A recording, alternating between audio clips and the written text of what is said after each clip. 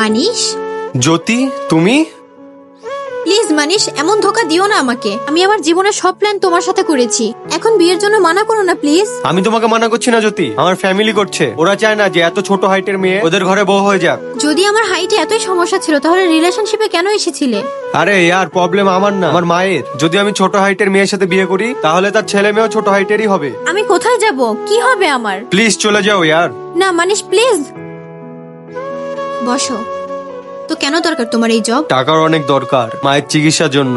কি হয়েছে ওনার? ক্যান্সার। যদি টাইমে চিকিৎসা হয়ে যায় তাহলে মা হয়তো বেঁচে যাবে। ডোন্ট ওয়ারি, আমি তোমাকে হায়ার করে নিব। যেই স্যালারি জব প্রোফাইলের জন্য দেওয়া হয় সেটা থেকে 20% বেশি দিব তোমাকে। তোমার মায়ের ট্রিটমেন্ট করে নিও। থ্যাংক ইউ সো মাচ জ্যোতি। আমি তোমার সাথে এত খারাপ ব্যবহার করেছি কিন্তু তুমি একবারও প্রতিশোধ নেওয়ার কথা ভাবোনি। তোমার মন আজকেও যেমন আছে আগেও তেমনই ছিল। কি করবো মানিশ, আল্লাহ যার ছোট হাইট বানাই তার মনটা অনেক বড় বানায়। প্লিজ ভিডিওটা ভালো লাগলে লাইক এন্ড সাবস্ক্রাইব করে দিবেন।